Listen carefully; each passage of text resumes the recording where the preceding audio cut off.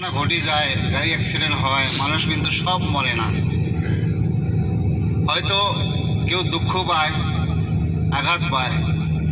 এটা তো স্থলপথের সফর, বেশি আরাম নাই। আরামদায়ক সফর হলো আমরা যে প্লেন দিয়ে আসছি, খুব আরাম, না এরকম কাঁপাকাঁপি করে, না ঝোঁকাঝুঁকি করে, একদম দিশে পাওয়া যায় না, আরামদায়ক সফর। ঠিক তদ্রূপ দেখেন, সফর যদি আরামদায়ক, কিন্তু যদি অ্যাক্সিডেন্ট হয়ে যায় কেউ বাঁচে না। তো আমি বলতে চাচ্ছি যে যেমন 1 রাকাত নামাজ পড়লে আমরা 1 লাখ রাকাতের সওয়াব পাই, কিন্তু একটা গুনাহ করলেও 1 লাখ ওই গুনাহ করার সওয়াব আমাদের আল্লাহ পাক দিব। ওই জন্য যতদিন আমরা মক্কা মদিনায় থাকবো ইনশাল্লাহ গুনার কাজ করবই না।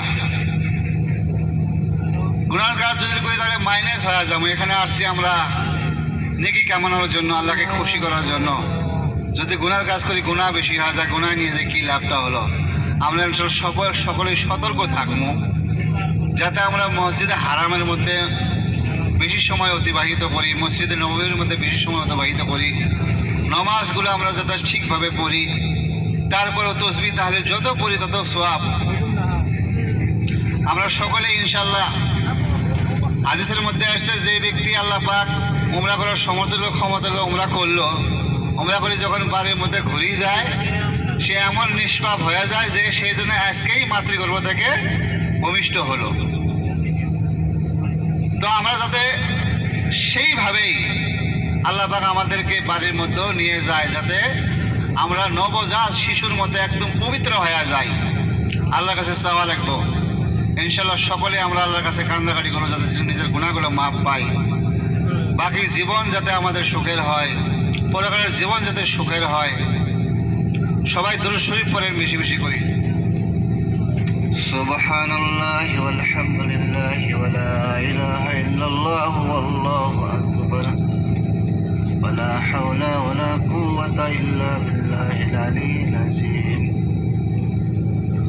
আল্লাহুম্মা সাল্লি আলা মুহাম্মাদিন ওয়া আলা আলি মুহাম্মাদ কামা সাল্লাইতা আলা ইব্রাহিম ওয়া আলা আলি ইব্রাহিম ইন্নাকা হামিদুম মাজিদ।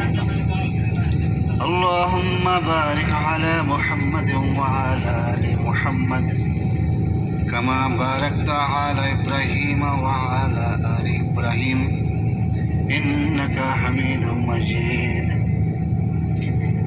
سبحان الله والحمد لله ولا إله إلا الله والله أكبر لا حول ولا قوة إلا بالله العلي العظيم. أستغفر الله إن الله غفور رحيم. أستغفر الله إن الله غفور رحيم. আমরা যখন বাড়িতে থাকি আসছি দিল্লিতে ইহরাম কিনেছি।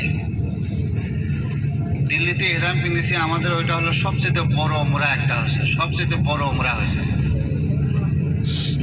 আর দ্বিতীয় বড় উমরা হবে আমাদের জন্য আজকে এই টয়েব থেকে যায়।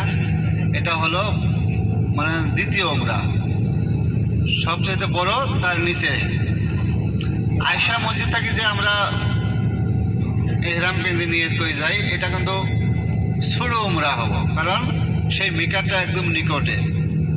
আজকে যে মিকাত থেকে আমরা ইহরাম পিন্দি যাবে, এটা একটা বড় উমরা হব ইনশাল্লাহ। আমরা সেইভাবেই ইহরাম পিন্দি যাবো, নিয়তটা করে যাবো, বড় একটা উমরা হব। উমরার কাজগুলো আমরা সঠিকভাবে আদায় করবো।